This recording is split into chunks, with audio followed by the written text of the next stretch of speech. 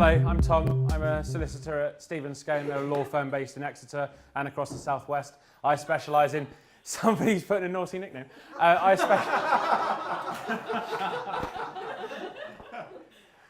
specialise in intellectual property law and information technology law, so I spend most of my time on the phone to clients explaining to them why they can't deal with data in a particular way, and I'm here to tell you that everything you've seen earlier is completely impossible, illegal, and shouldn't be done. No, the reason I'm here is to show you that there are some changes coming in relation to data protection law, specifically to deal with personal data. Definition of personal data. Anybody want to know what the definition of personal data is? Anybody know what the definition of personal... This man. Anything that's identifiable. Oh, anything that's identifiable. Close. I'm going to quote Section 1.1 of the Data Protection Act 1998. Some people's favourite part of law, certainly mine. It's anything which can identify a living individual from one another. So it's close. I'll give you that. I mean, you're not going to qualify into law school, but it's close. For me, that means, not always, but somebody's name. So if I'm called Tom, which I am, and there'll be a test question in a minute on this, I'm called Tom, does that mean that my name is personal data to me? No, it has to be triangulated by other data points as well to make it recognisable. True. Other people, I'm afraid, are called Tom. I mean, they're not as good as me, but they're also, sharing the same name. If I was a Google whack, oh, that was my private education, whack, yeah? If you're Google whack, and your one name is no one else's name, and I've got a colleague in my team in Truro, whose name I shouldn't say, she's called Joanna. She's spelt with a W, not in the middle. At the beginning? Somewhere. She is completely identifiable by her name. Nobody else in the world has her name. So her name on its own is personal data. So for every single person, what is personal data can be different. And it's key to remember that as we go through it. I think, is everybody logged on as far as they can be? Right, let's crack on. This first question is just to show you how this system works, because previously people have struggled with the process here, right? Question on the board. There's my face, integrated woodland. You've got 60 seconds to pick an answer. I'm either called Tim, Tom, Stephen, or Brian. Oh, definitely Brian. The quicker you answer, the higher the points you get. If you all answer before the 60 seconds are up, we move on and we go home quicker. So, tap, tap, tap. We've got two people we're waiting on. Oh, one person still not made their mind up. Brilliant. So, about 80% of you understand how this works.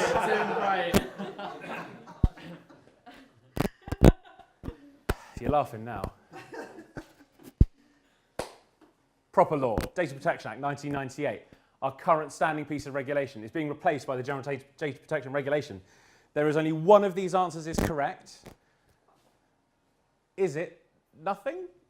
Is it massive fines? Is it DPA compliance means there's nothing to worry about? Or is it keeping records and marketing will become impossible? Let's hope not, say, Chris, because it's the end of the line for you, isn't it? To be honest. It's one of those four. It's probably not this one. It might be one of the other ones. And this now counts. This is now a points and prizes question. Do we not get points for the name? No. The name was just to see if you were paying attention, which you weren't. I apologise for the technology in this room. It's got nothing to do with me. Is everybody answering, or is anybody frozen? Spinning. You're spinning. No, I think that means we're on to the next one, doesn't If it's spinning, it means somebody else hasn't answered. it? Yeah. Because it will just count down and go straight to the answer. Let's see what people think.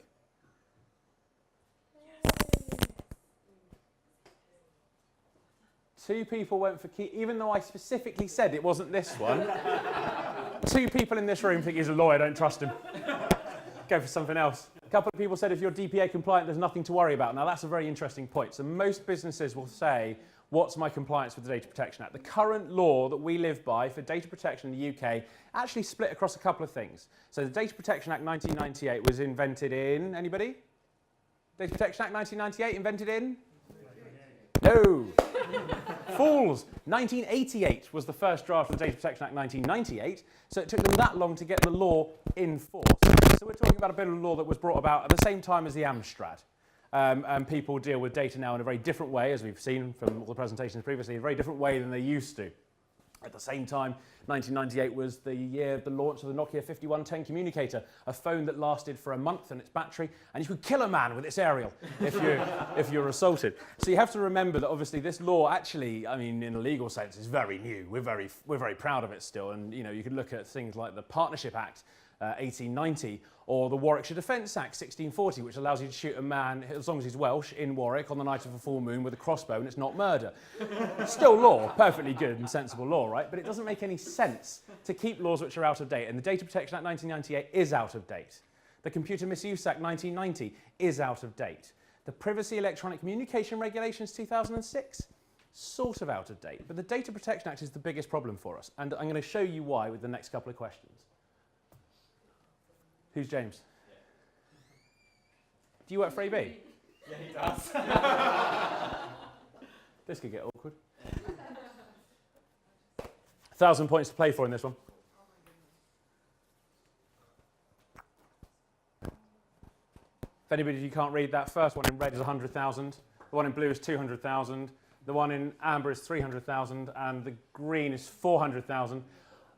Anybody for a bonus point, which actually means nothing in this game because it's obviously fully digital, anybody know which of those organisations got the highest fine? Yahoo. You're going to go for Yahoo? Anyone else? TalkTalk. Any advance on TalkTalk? We're all happy it's TalkTalk? Yeah. Yep, it is indeed TalkTalk who got the highest fine. Oh, now this is interesting. How can we get both? Yeah, how do you get both? How can the lawyer have said only one of these is right and then later on two of them are right? Well, that's because it depends. That's a favourite legal phrase. If you look at this and you look at what the highest fine is, TalkTalk received a fine for £400,000. Highest single fine ever issued under the Data Protection Act 1998, enforcement by the Information Commissioner's Office, the ICO. The Information Commissioner's Office, however, have a habit of allowing a fine to be appealed and reduced. Average reduction, 50% to £200,000. So we're looking at a bracket between these two figures. So the real answer is 300,000, but I didn't want anybody to get that, and that would have been one person in the room. So it's a slight curveball there, but the 400,000 is the cut. Everyone's confused now, aren't you? 400,000 is the paper figure that the media report. The actual amount of money that TalkTalk would pay is 200,000. Under the new regulation, the amount of money that TalkTalk would probably have to pay is in the region of 1.4 billion. Very different game. Whoa. Who won? James. Maybe just stop playing now. Yeah. Slightly embarrassing. I just said a figure, and you'll only be able to work out if you know the turnover of TalkTalk, their net assets, their real value in terms in 2016, or you've seen this presentation before. So we've got 4 million euros, 4% of global turnover, the lower of 4% in 20 million euros, and the higher of 4% in 20 million euros.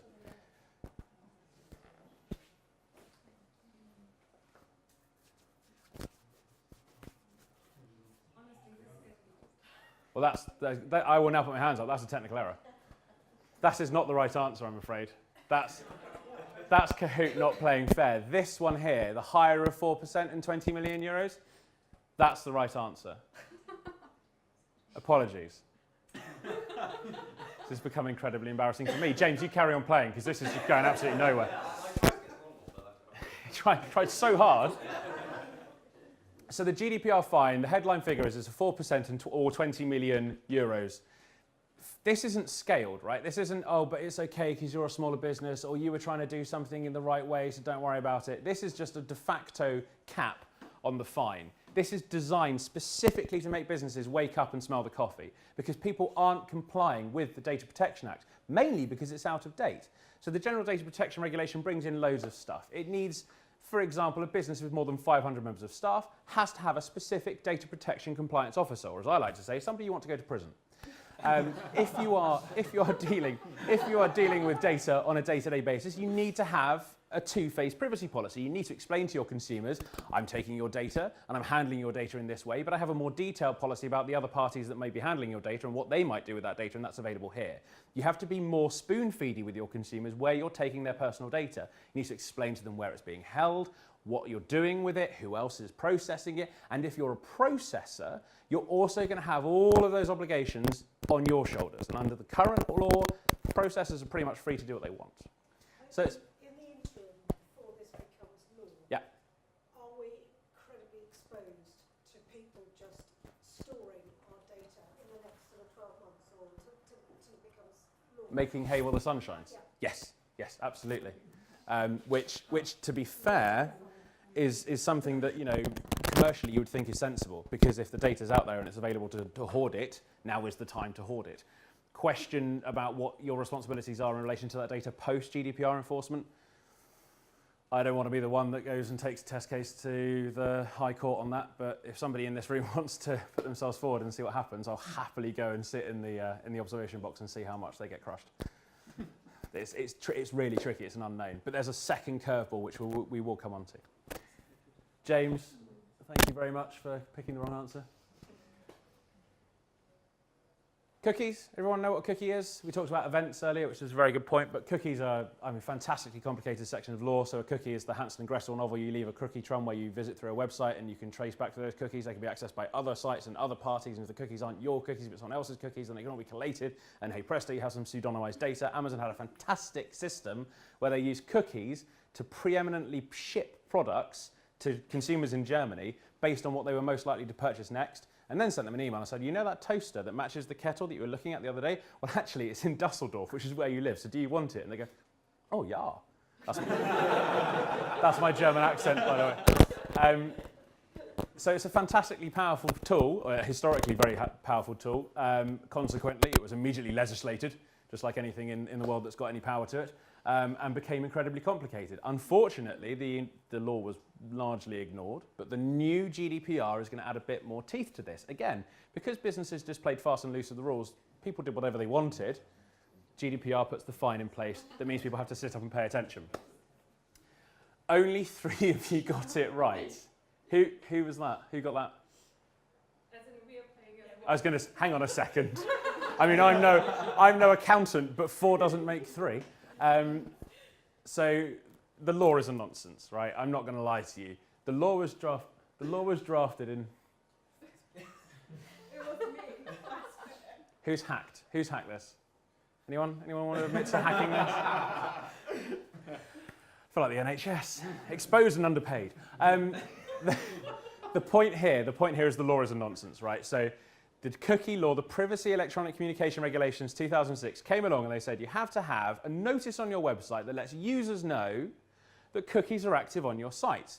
And the law went a little bit further in our interpretation of the law in the UK, because it was an EU regulation. Our interpretation was, okay, that means we have to tell people there are cookies and they have to say yes to let cookies go onto their device. But we also have to give them the option to not have cookies on their device. But if you say, I don't want cookies on my device, it installs a cookie to remember that you don't want cookies. Hang on a second, this is ridiculous. Consequently, everyone went, well, that's complete crap, and they ignored the law. But the problem with that is, it is still law, it is still enforceable, and the new regulations add teeth to what exists. So consequently, you do have to have a cookie notice. But what you don't have to have is that complicated opt-in system. You simply have to have a notice. So if you go home tonight and you think, does the website that I use or I own or I operate or I value have a notice? If it doesn't, just put one on. It doesn't take much effort. It can even automatically dismiss. As soon as you browse around the page, and the notice can just disappear and be gone, vanish forever, and the consumer doesn't care. But the compliance officers do. James? Oh, picked by Shadders, who's gone way in the lead. I have no idea how I've done that. I'm going to guess by accident.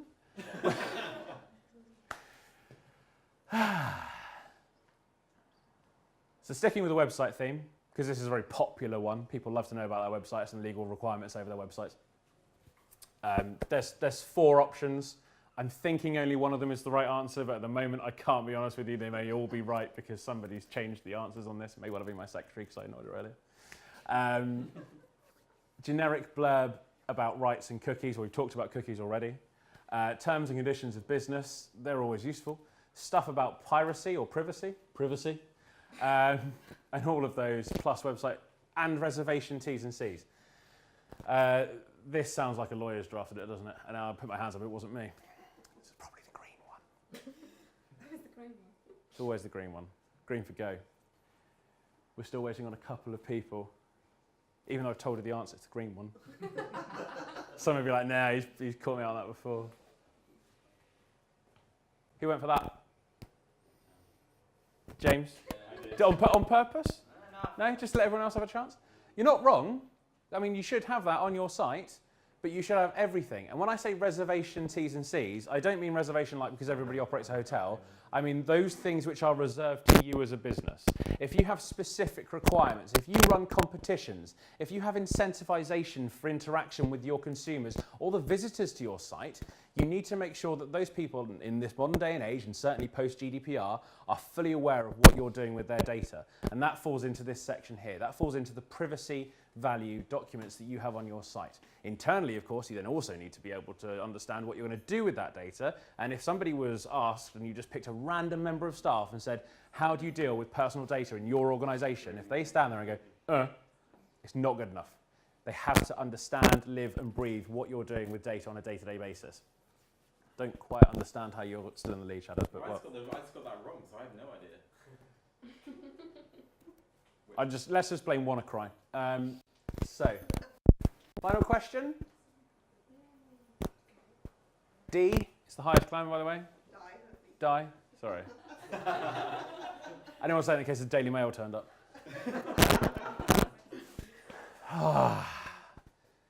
Crack out the Brexit word. This is the only image I could find for Brexit that didn't have a rights requirement attached to it. So that's apparently what the internet thinks of Brexit. Straight croissants for us, curved croissants for Brussels. Brexit means this entire quiz was pointless, or is that just a fact anyway? The world as we know it will come to an end on the 29th of March 2019, or for once, nothing, which would be nice. Or after 29th of March 2019, we can do what we like with data, which would make quite a few people's jobs entirely pointless.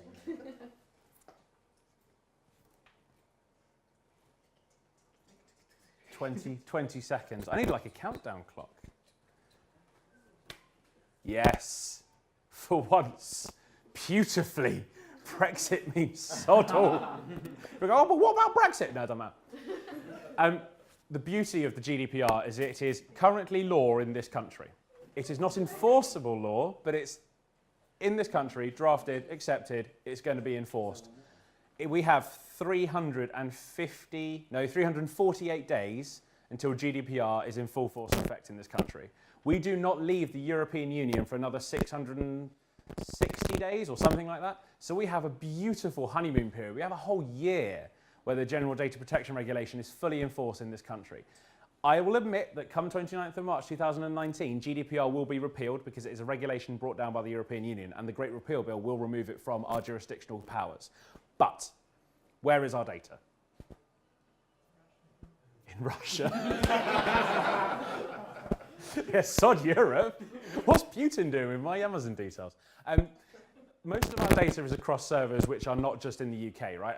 Very few businesses here will have their own server space. They'll probably be renting space off of a rack in Manchester or London, or maybe somewhere in Western Europe, or maybe Eastern Europe, or maybe Northern Europe. It doesn't really matter. But the point is, just because we're an island, data doesn't have those same boundaries. And consequently, the data that we process, the data that we use, the data that we store, and the third parties that we use to store and process that data, they're probably going to have a European presence in one form or another. So even though we're leaving the European Union, the data that we deal with will be European data to some extent or another, and therefore we will be required, if we want to deal with Europe and not just Russia, to have a piece of law in place that puts us in the same or similar position as the General Data Protection Regulation. In any event, this country was the one that lobbied for the GDPR in the first place. The only country that went further than that was Germany, and they were pushed back.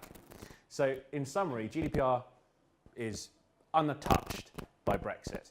Post-Brexit, it may change, it may evolve, but if we want to continue doing business with all of our friends in Europe, we have to abide by it. And if we're in a better position now, we'll be in a fantastic position in 2 years' time. So that is a whistle-stop tour of GDPR and some of the key points. I cannot believe this.